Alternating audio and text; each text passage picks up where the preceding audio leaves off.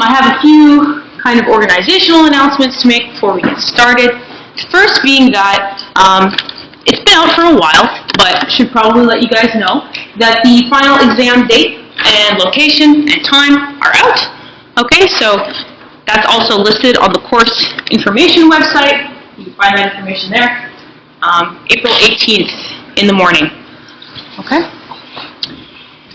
Other thing is that if you want to give feedback for the course, that should now be open. So you can go to feedback.uwo.ca. I would say I would really appreciate if you guys do this for me because I'm early in my career, and these kind of things make all the difference. Actually, student evaluations are very valued in teaching applications. And my goal is to kind of teach at a teaching university. So if you could fill those out, it would be really helpful for me. So I appreciate that. So if you find some time to do that, those should now be open. The other thing is that I have the goal of grading all of your assignments by the end of the week. Okay, so that's assignment 1, the first paper. So some of you will already have your grade. You'll see. I think I got to February 25th, so if you submitted your paper by February 25th, you should have a grade.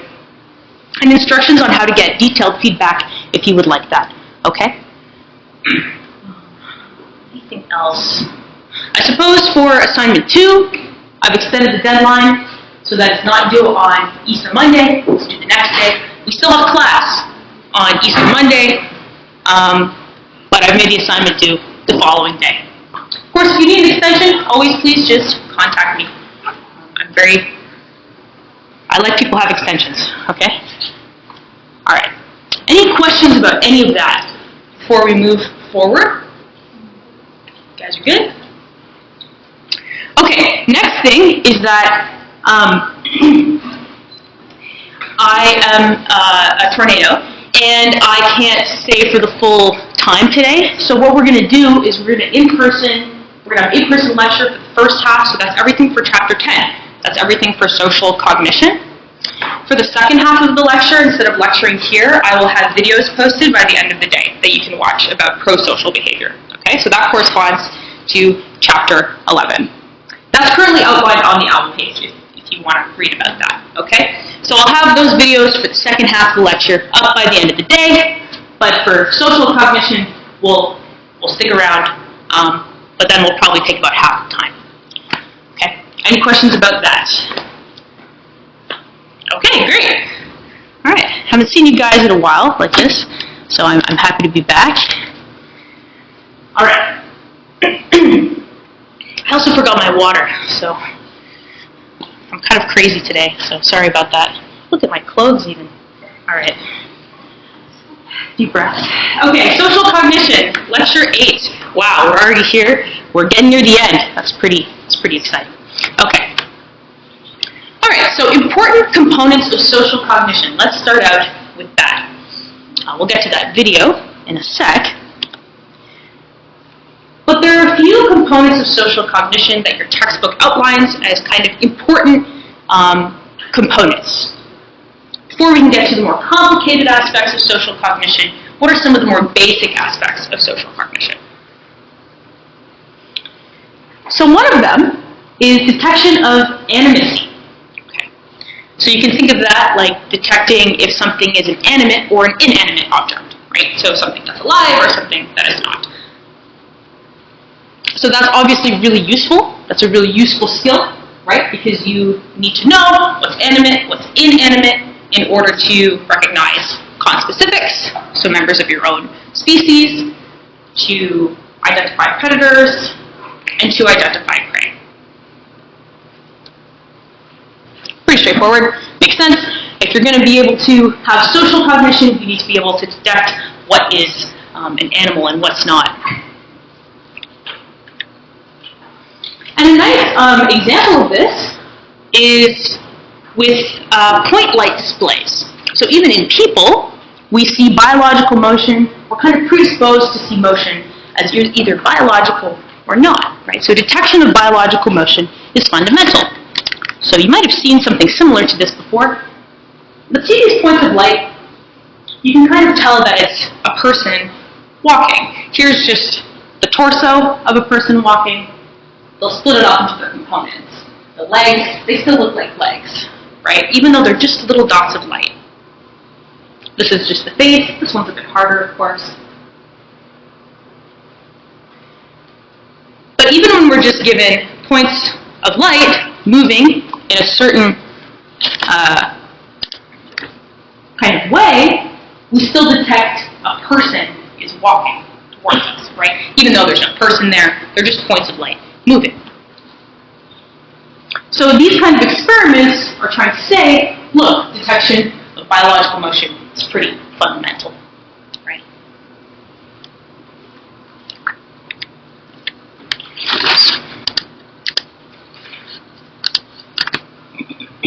Another pretty important part of social cognition is the identification of faces.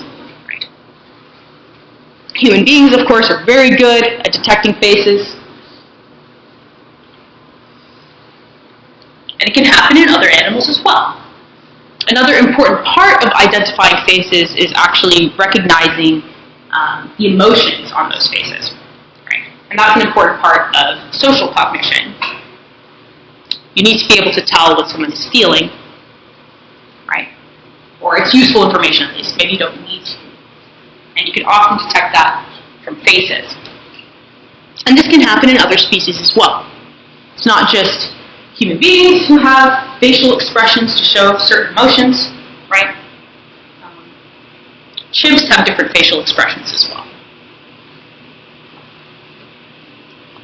So it's important if you're going to have social cognition to be able to identify faces.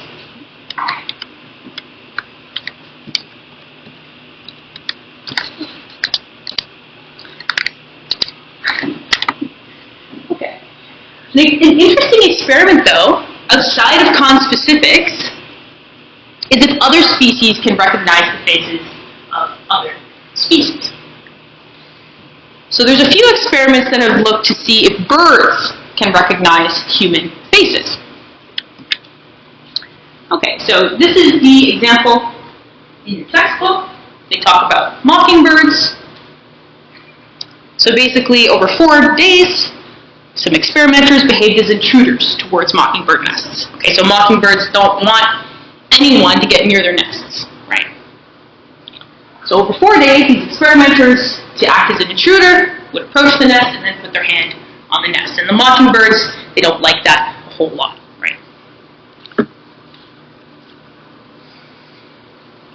And what ended up happening, as you might expect, is that mockingbirds flushed the intruders faster and faster each day. Okay, so they started to identify the individuals as intruders, right? And so they became faster and faster at flushing them. Flushing just means trying to get them out, right? Start diving at them, start calling at them, try to get the intruder away from the nest.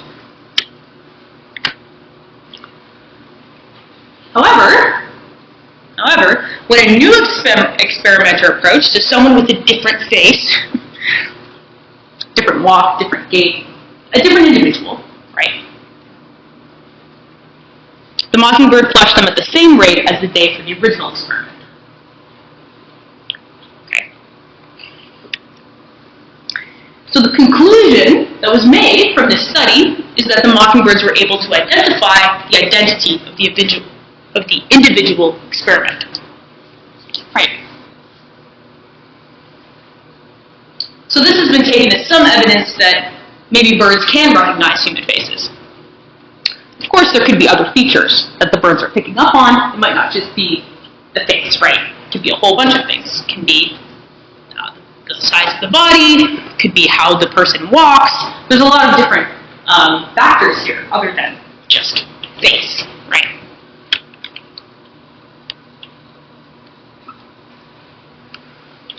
But it's good to remember, though, that faces are good predictors of the presence of a social entity. And a social entity would just mean, another animal, right?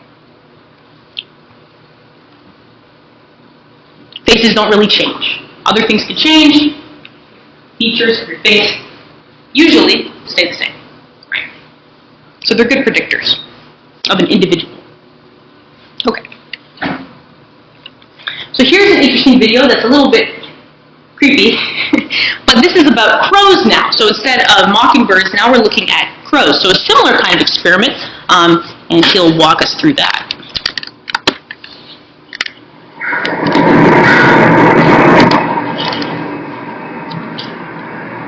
Really, to me, the most surprising thing about crows so far has been their ability to recognize and remember particular people, and even just particular faces. This is Freeway Park, and it's an area where we've had crows banded for about 8 years now. And we caught them just recently, this past year again, with wearing a paper mask. So what we expected, we were wearing masks now, and we should have birds scolding us even by this point.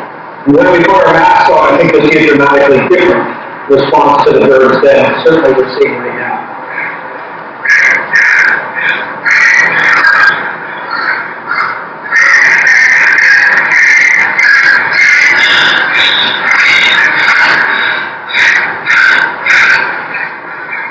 When we've done these experiments where we've got all different sorts of people with the same place, and see these crows respond so strongly and pass on this knowledge to everyone in the society, that's what really surprising me. I always knew they were smart. I always knew they went and try and error because they're trying to catch a second time.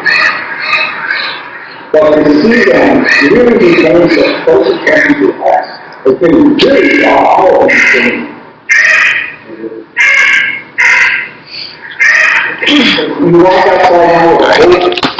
Okay, so that there is an example where they're actually using a mask. So they're saying, okay, that particular face makes the crows upset, right?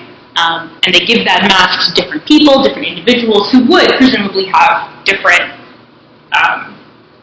body types, different heights, different gaits, but then they have the same face, right?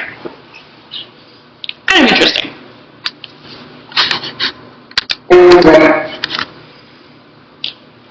Okay.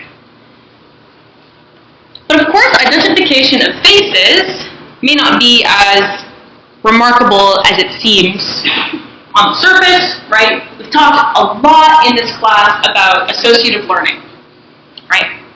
Associating one stimulus with another. Associating a particular stimulus with a particular outcome, a particular response. Yeah. So you can see how, in these kinds of experiments, it would make sense that facial recognition, for other species especially, so not a member of your own species, could just be learned through associative learning, right? Okay, but what about aspects of social cognition that are not so easily attributable just to simple kind of associative learning? Things like theory of mind, mental attribution, and understanding intentions. Okay. So we're going to go through each one of these. But each of these concepts, you can't really easily just attribute to associative learning. All right, so let's go through each one. Starting with theory of mind. Can anyone tell me what theory of mind is?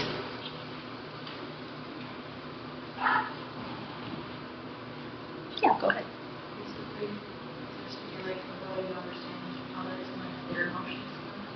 Right, right. So being able to understand that other people also have a mind.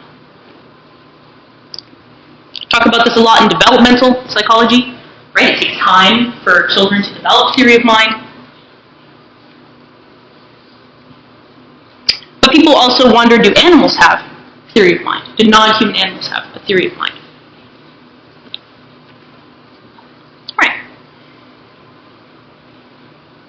So here's a nice little written definition of that, understanding that others, and again here we're just going to talk about conspecifics, members of your own species, have minds and perspectives that differ from one's own.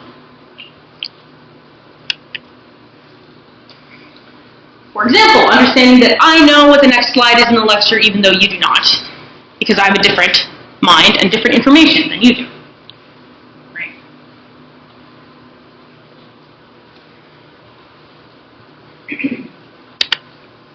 Okay, but do other animals have theory of mind? Well, there's no clear answer. What a surprise. Seems like a lot of things we talk about in animal cognition, no clear answer. It's hard to study. But there are likely many ways animals can interpret the behavior of others. Maybe they don't need a theory of mind. Right. You would think that theory of mind is pretty useful for interpreting the behavior of others, right?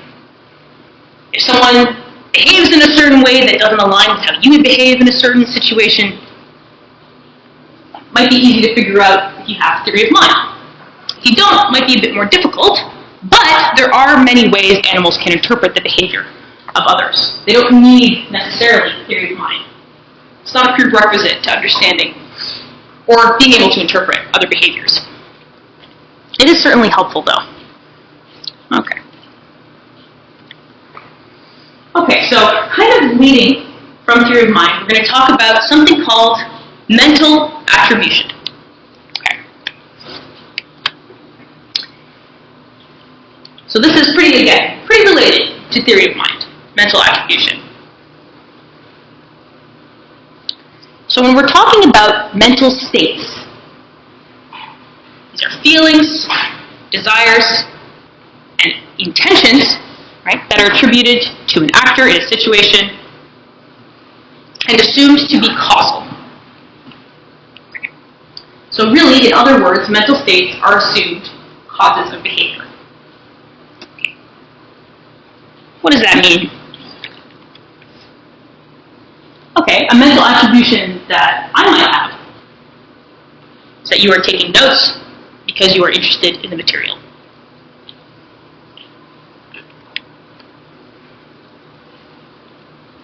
And from those mental attributions, you can make predictions about future behavior.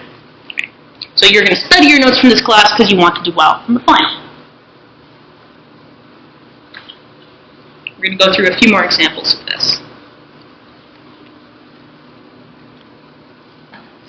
But really, mental attribution, understanding someone else's mental states, is helpful in understanding the action of others and interacting effectively with them.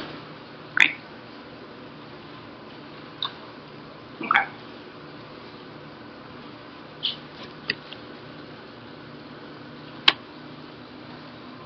I don't know why that's underlined. That was, don't worry about that. Alright. Okay, here's a scenario, an example. There's a man reaching out for a book on an out-of-reach shelf on a bookcase. He can't reach the book, so he stops trying and starts looking on lower shelves. A ladder is then given to the man. What will the man do?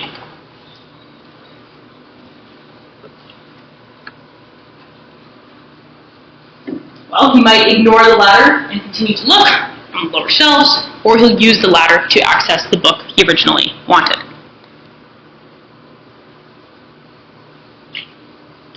So based on his behavior,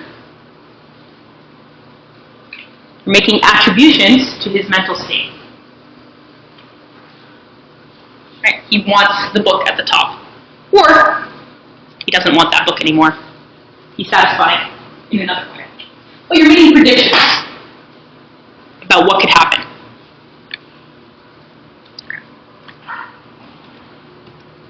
Why is everything underlined? Okay. There are challenges, though, with determining someone's mental state.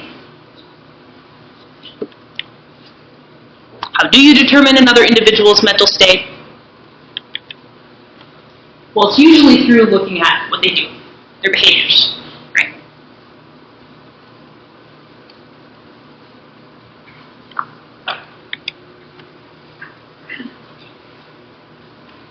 So again, this is kind of the way we're talking about this right now. It is a bit more philosophical, right? We're not talking about experiments yet.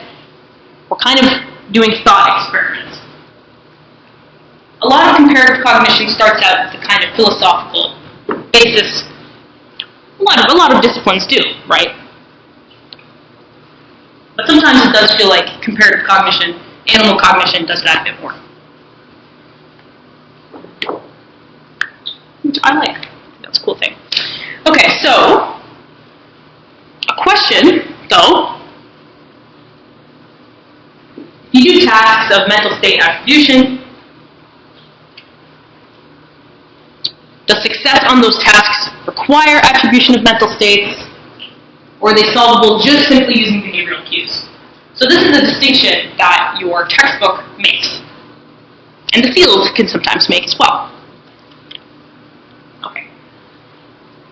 What does this even mean? Okay.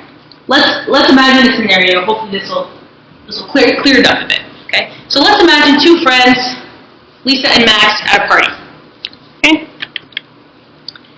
Lisa notices Max standing alone in the corner, avoiding eye contact, fidgeting with his phone. Seems kind of uncomfortable. A mental state attribution would be attributing the mental state of discomfort or social anxiety based on his behavior. She may infer that he feels out of place or anxious in the social setting. Okay, so this is a mental state attribution. She's thinking, oh, he's anxious. He is uncomfortable. That's why he's in the corner.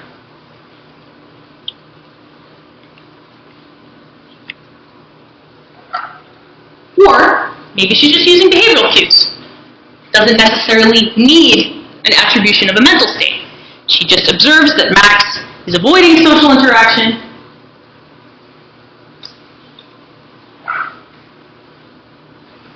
without explicitly considering his internal state. She might infer he's feeling uncomfortable. So there's a bit of nuance there, right? But they are different. Really the big difference is attributing a mental state. You still kind of have to read on behavior to be able to attribute a mental state. But you don't necessarily need to attribute a mental state in order to get the correct information. Again, this distinction might seem kind of pedantic, but it's important when we're thinking about animal cognition. Because people might say, oh, animals can attribute mental states to their conspecifics based on a performance on some kind of task. That's trying to see if animals can attribute mental states. But then a rebuttal to mental state attribution would be, well, maybe they're just relying on behavioral cues. It has nothing really to do with attributing a mental state.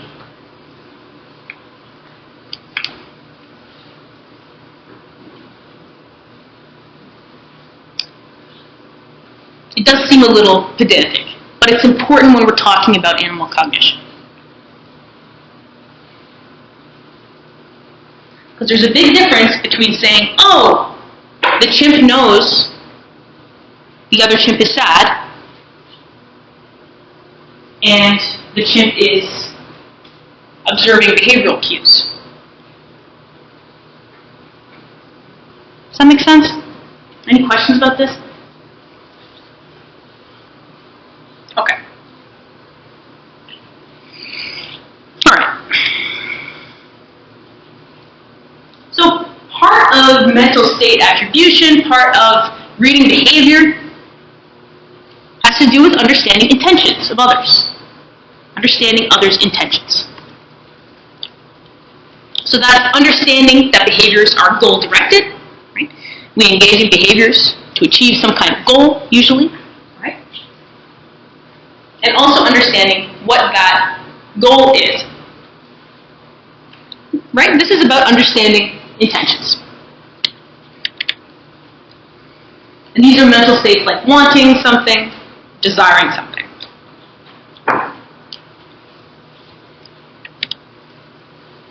So another distinction between mental attribution and just reading behavioral cues is if you think of why did the chicken cross the road, the classic example is to get to the other side. That would be just the behavior, right? Looking at behavioral cues, or it wanted to get to the other side. There you're attributing a mental state to the chicken. Okay.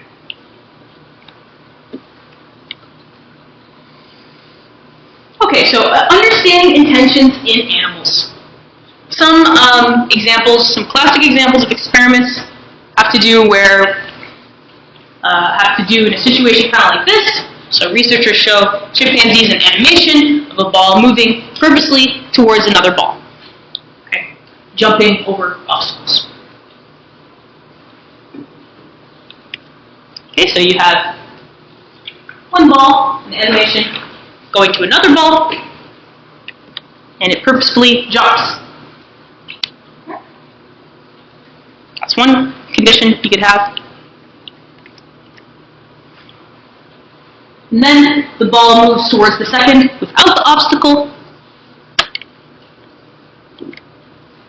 Oh, they're out of order. The ball moves towards the second without the obstacle. And then the ball moves towards the second ball without the obstacle, but with the jump. Right. So this one's kind of weird. First one and the third one make sense. If there's an obstacle, the actor should jump over the obstacle. If there's no obstacle, they should just go straight towards the goal. But in the second condition here, where there's this is a strange choice, right? For the ball to just kind of jump in the middle. So these are kind of classic experiments that have been done. Researchers will look at things like amount of time looking, right? Looking experiments, we've talked about a bit. The amount of time just looking at stimulus can tell you something interesting about it. This is one way that experimenters have kind of tried to understand intentions in animals. Seeing what the animals do when they're given these different conditions. The thing I find kind of funny about it is that balls moving are not animals, right? They're not animate. Just because they move doesn't mean that they'll have intentions.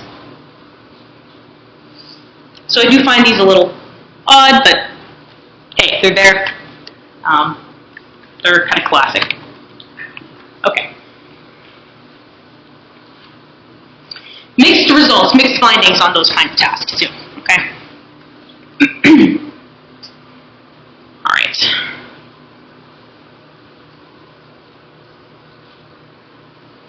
Here's a quote. You can think about what we're talking about. Understanding mental states. When an agent's actions lead to successful goal completion, it is virtually impossible to distinguish when a participant is reading behavior or reading behavior and positing a mental state. Right? We've been talking about this quite a bit. And it's actually really difficult to be able to tell. Right? Even when we were just talking about it with like thought experiments, you can see how it would be difficult to know how to distinguish those two things. And it is difficult to understand in an animal cognition experiment how to distinguish between those two things. It's kind of like when we were talking about causality and tool use. Kind of difficult to distinguish all the time, right? Okay. So, one thing you can look at though, very clever, is accidents.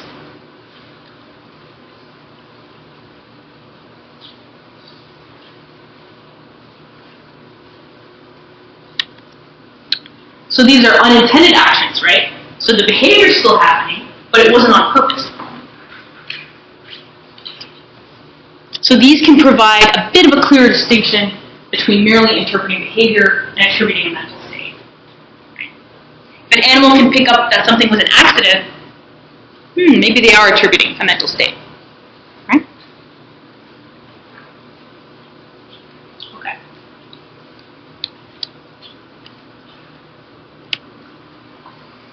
So a lot of the time when we're trying to study, understand the intentions in animals, we're giving them some conditions, or some conditions are accidents, and some are clearly intentional.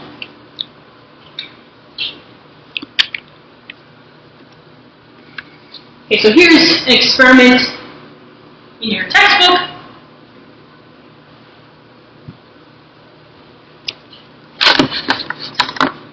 And basically, there's two kind of cups that could have food in them, okay? And you see this experimenter up here, this is showing the two conditions. So there's an intentional hand grasp and an accidental hand flop. Okay, so when experimenters touch a food bowl, animals will generally be more interested in that food bowl, probably because they think, oh, there's food in there. They were interacting with it, right? So an intentional hand grasp, intentionally going and grabbing the cup, putting it back down.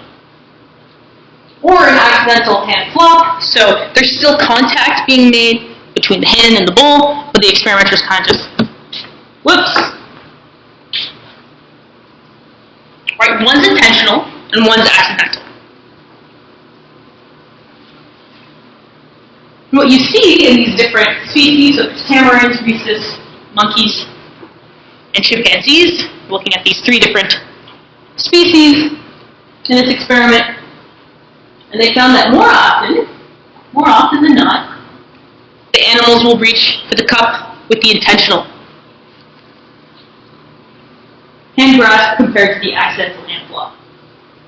And some would say, oh, that's because they can read the intentions of the experiment.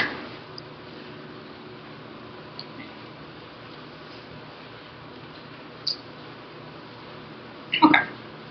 Kind of interesting.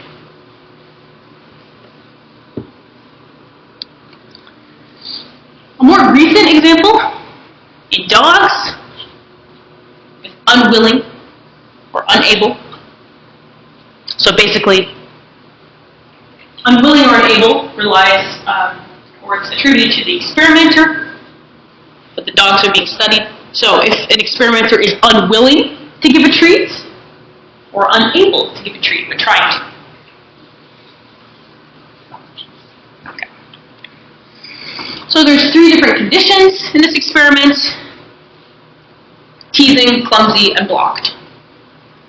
Okay, so teasing would be teasing the dog with food, but then not giving it to them, right? Clumsy is the food's trying to be brought towards the dog and then it's just dropped. Blocked would be the food's brought towards the dog, an attempt is made to give the dog food, but the food can't get to the dog. So in all of these conditions, there's no food given, there's no treats actually given. Okay. So all dogs also experience all conditions. Okay, so this is a within groups experiment. Of course, things would be counterbalanced so that not all dogs are getting the same order, right, of these conditions. Okay. And they looked at the behavior of the dogs with cameras. Okay, so they recorded everything and they were able to use tracking software and then compared across conditions. What do the dogs do in these different conditions? Okay, so yeah, an important distinction to make is that there's no food given in any condition. Okay, so here's kind of a video actually showing how these different conditions were played out to the dogs in this experiment. Again, this just came out last year, so pretty current.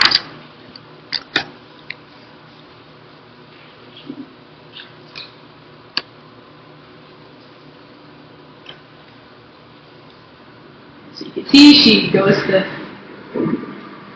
give the food, but she keeps dropping it. Okay. See from different angles. This is clumsy. Poor dog. Keeps trying to eat it.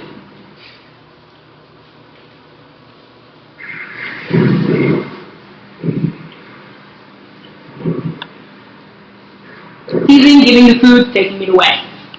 Right.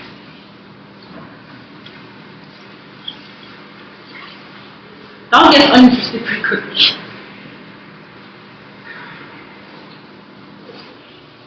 Okay, and this is the block. So here the intention is unwilling, or unable, I should say, unable. So she can't fit it through the hole.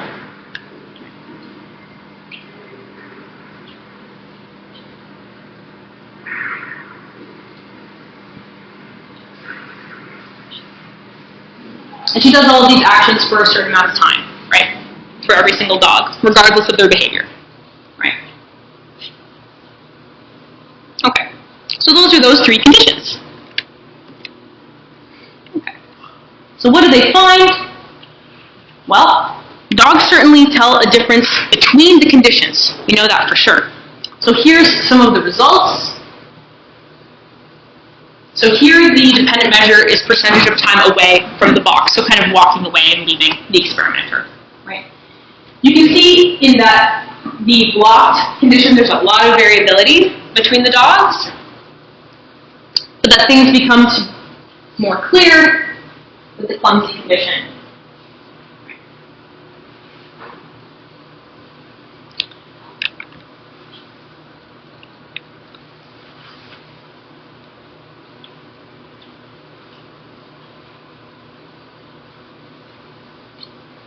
Okay, so what was found was that dogs didn't develop a preference for a willing but clumsy experimenter, right? So in this case, the clumsy experimenter is clearly willing to give the food because they keep trying, but they keep dropping it. So they can tell a difference between the conditions, right? But are they reading the intentions of the experimenter? Still can't really exactly know. But they can tell the difference between these conditions, which is pretty interesting.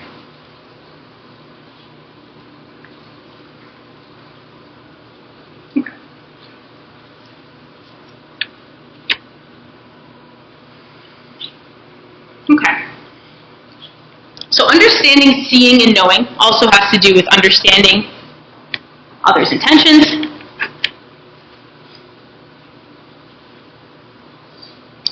And generally, because we are visual animals, do animals understand that seeing something leads to knowing something? So this was a pretty common kind of an older experiment or a line of thought, a line of questioning, a research question. Do animals understand that seeing leads to knowing? Right, so when I look underneath an object and see it, do animals understand that I then know what is underneath the object? Okay. And it has to do also with gaze and gestures. So here I'm talking about looking at something. Does the animal know if I look at something, that means there's valuable information there, or pointing at something? A lot of work is done with gaze following and pointing.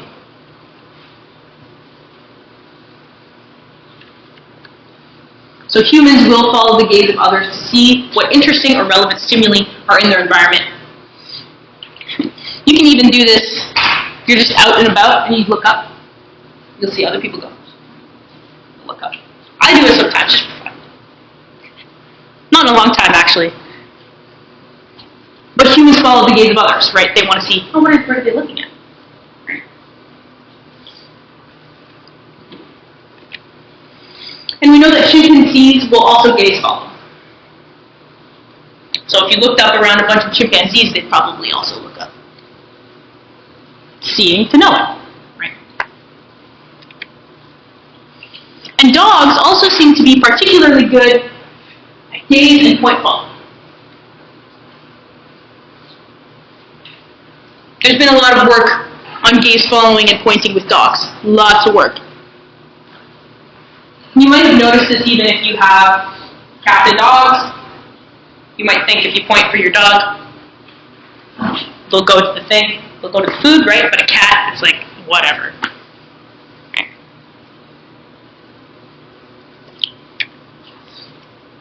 Okay.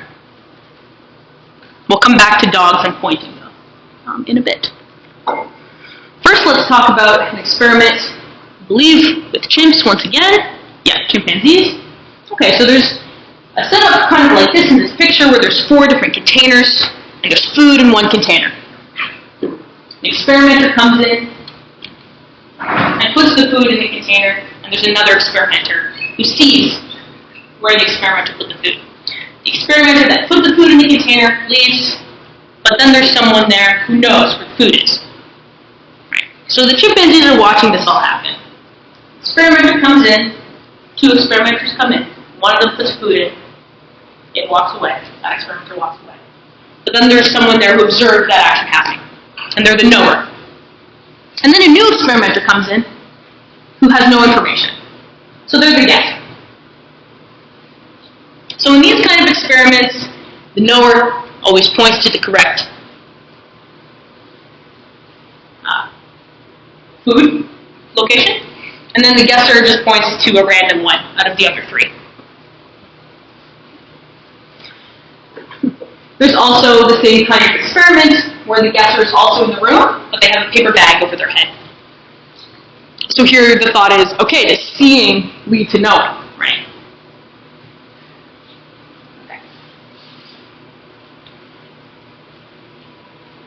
Okay, so the thought here with these experiments from these experimenters is that if the chimpanzee selects the location that the knower is pointing to, then they understand that seeing is knowing, right?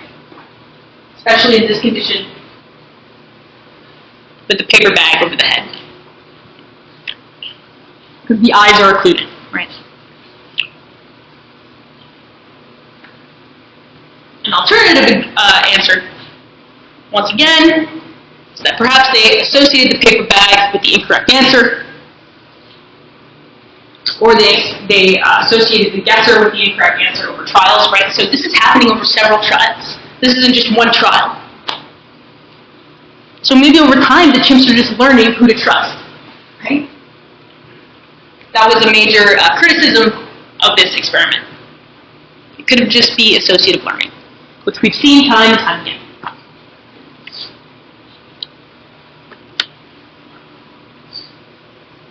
So the chimps, if you look at the data, they do use the knower increasingly more often over the course of training.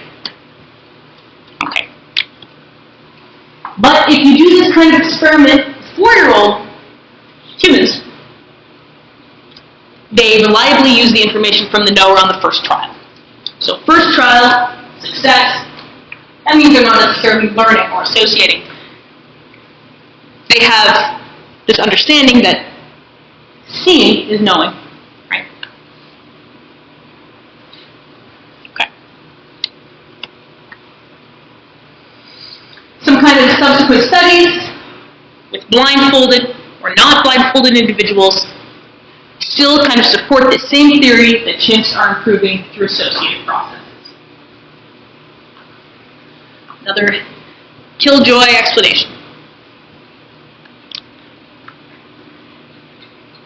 I feel like a lot of the time, you can ask yourself, you see something with animals, it's like, oh, is it just associative learning?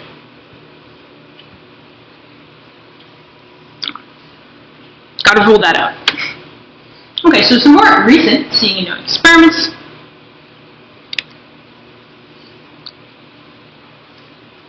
There are 2 kind of problems with the previous task that we just talked about. So not with the human children, but with the chimpanzees. The thing with chimpanzees is they're actually more likely to compete for food than cooperate for it. So they have to kind of use some kind of cooperation mechanism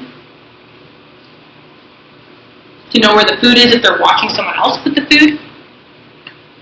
But chimps, in their life history, they compete more than they cooperate, right? So this kind of experimental, these conditions don't really align with their ecological history, right? Okay, so that's one problem. The other problem is that it's actually cross-species, right? It's a human pointing for a chimpanzee. Okay, so to kind of response to that was using okay. If chimpanzees are usually competing for food, let's see what happens when we have a dominant chimpanzee with a subordinate chimpanzee. And let's use 2 chimpanzees instead of a human and a chimp. So these 3 different conditions.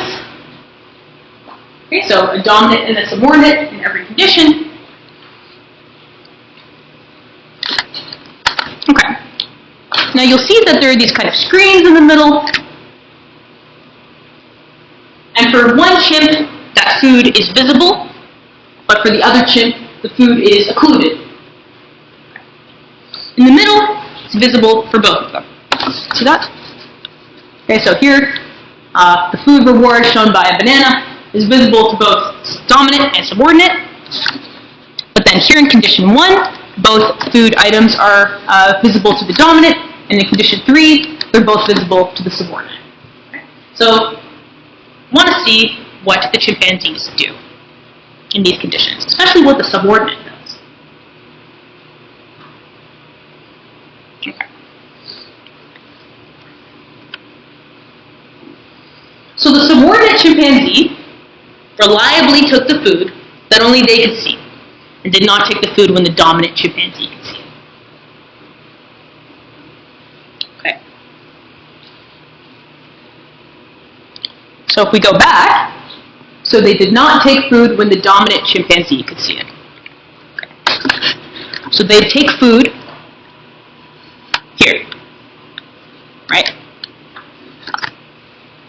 That one is occluded from the dominant, so they can take that food safely.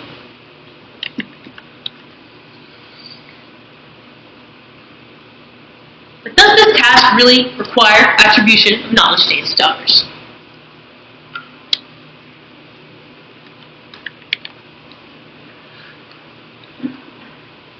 It certainly requires knowledge of where you are in the hierarchy and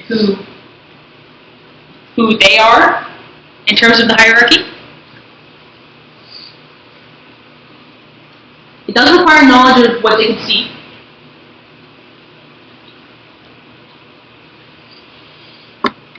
Okay.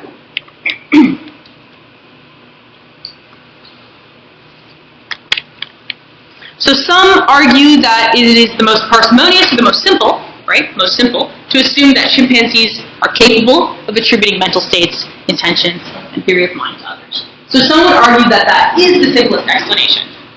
They do have theory of mind, they can attribute mental states, and they do read intentions. Other labs argue that chimpanzees accomplish all of their success just through associative processes.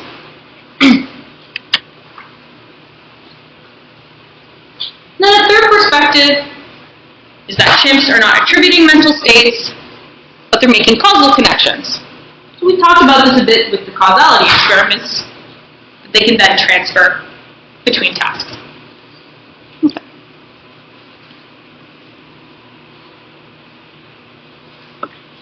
So basically, we don't know. People have different opinions. Okay. I kind of want to come back to dogs and gesture following, pointing. And we talked about this already a little. That point following in dogs has been extensively studied in animal cognition experiments due to dogs' relationships with humans, so domestication, right? We have a very close relationship with dogs. Earlier I said that dogs seem to be very good at pointing, and they do. But there are actually mixed results when you look at the literature, when you look at the research, the scientific research. But usually kind of showing this effect that dogs point follow.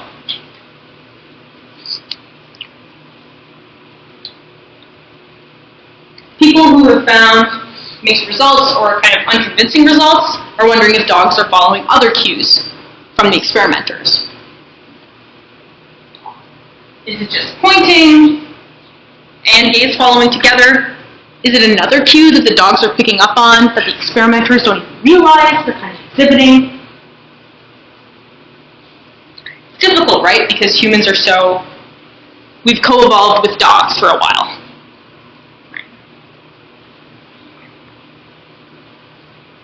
So in response to this kind of replicability crisis, right, because different labs are finding different things in the dog cognition world, research world, a recent paper kind of tried to answer this. Okay, let's try to get back to this point following thing. So what they did, this is kind of a movement happening in comparative cognition, and they're called many X experiments. So in this case, it's many dogs. There's many zoos, there's many chimps, there's many, all sorts of different animals, okay? And what it is it's a way to try to get a ton of different labs that work on a similar thing to do the exact same experiment, so that they have a lot more research participants. The thing with animals is that they're hard to train. If they're wild, they're hard to house. That's one barrier, right? You often have low samples in your experiments because it takes so long to train animals and to house them and take care of them, right? With dogs, you have to get people to bring their pets in, right? We don't just house dogs. It doesn't really happen. You ask people to bring their dogs in for an experiment. You can see why that would probably be difficult, costly. So this is kind of an answer to that. I thought it was really cool. I saw this at a conference I went to. I thought this was really great, these many X kind of experiments. Okay. So again, another recent experiment on dogs. So here, 20 different research groups across 9 countries came together, and they're all using the same protocol. So they're all working with different populations of dogs, and here was all about human-given pointing. Okay. So here you can see an example of the two of the conditions that have to do with pointing. So there's ostensive pointing and non-ostensive pointing. So ostensive pointing means they're also looking, okay, and then non-ostensive, their heads down. So the dog can't see where the experimenter is looking. So all these different labs did this exact same procedure. It had very strict protocol to follow. And unfortunately, what they found was that the point following was not different from what is expected by chance. So that's some recent work on this. Really cool study if you want to look into it more. Pretty sure it's out there. You can get to it with your university access, right? Okay. All right. So social knowledge talks quite a bit about attributing mental states. Basically, the answer is no, not true. But if we move on, okay, to social knowledge, that's the understanding of relationships between individuals. Okay. So many animals are thought to live in socially complex societies. Thinking like chimps live in socially complex societies. We live in socially complex societies. But what is social complexity? So when I say knowledge of the relationships between individuals, it would be like knowing who someone's romantic partner is, or their mate in the animal world, right? Knowing who's related, things like that. Knowing who's dominant to who, who's subordinate to who. Okay. All right. So large group living from animals doesn't necessarily mean that there are complex social interactions or that there have to be complex cognitive mechanisms occurring, right? Because we know that eusocial insects have thousands of individuals that live within the same colony and they interact in many different ways, but we know there's not any complex cognitive mechanisms occurring there. Okay, so just because a large group of individuals are living together does not necessarily mean there is complexity as it is defined in the research world. Okay? So aspects of a complex social group, having dominance hierarchies, being able to realize who's related to each other, also identifying the sex of other individuals, and also having experience with other individuals in that social group.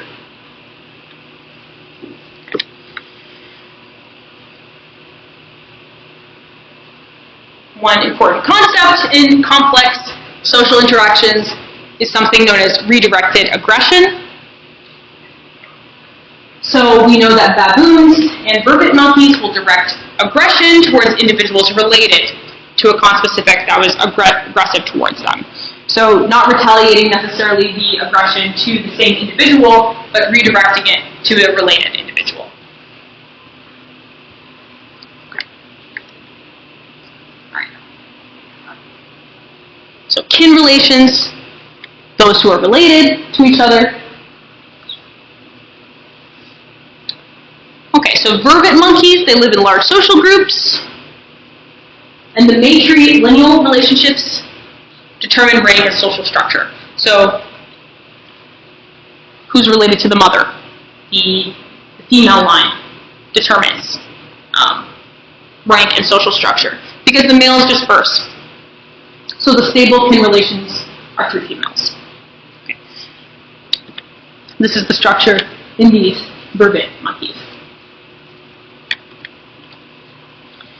So we know that members recognize their own kin. You can see that through grooming, for example. Kin are more likely to groom kin. Right.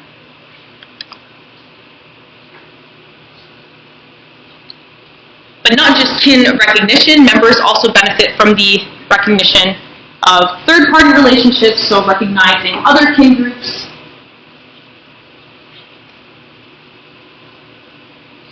For example, you can see why that would be important because you want to avoid threatening an individual part of a more dominant matriline.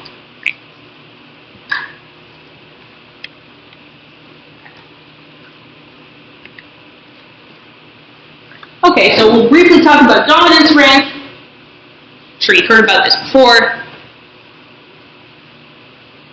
Again, with the vervet monkeys, there's this matrilineal.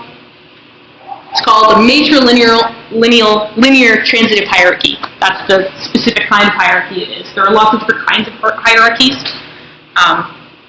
We won't get into that really, but that's the kind in vervet monkeys.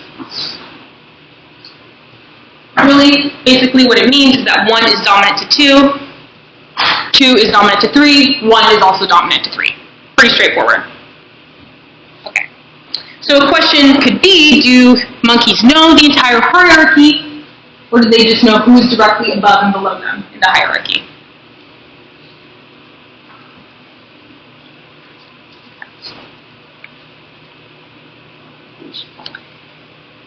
And when you look at grooming interactions, it actually suggests that vervet monkeys are aware of the locations of individuals in the group hierarchy, not just who is directly above and who is directly below.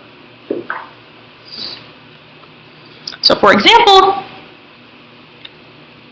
if you have 2 more subordinate monkeys grooming each other, and then a dominant monkey shows up, the most subordinate between the 2 will leave, so that the dominant can engage in grooming with the other monkey. That happens pretty reliably. So it's not just being groomed, it's grooming and being groomed. It's that relationship.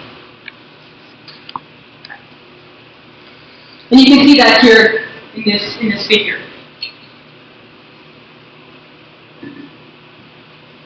How often a lower ranking female leaves compared to a higher ranking female. Pretty clear.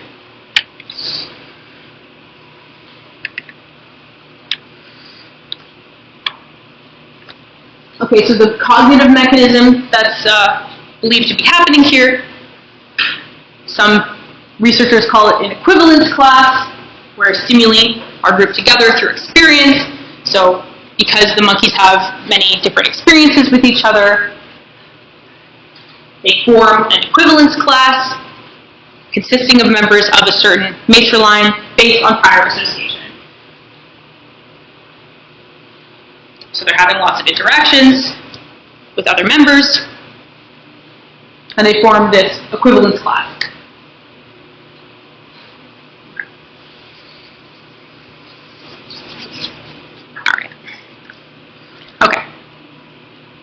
Conclusion here is just that interpersonal interactions are challenging for all species, but we have different tools to deal with them, and they don't necessarily have to be attributing mental states to another conspecific, right? Okay. All right. That's it for today. For the second half of lecture, I'll have those posted online. All right. Thanks, guys.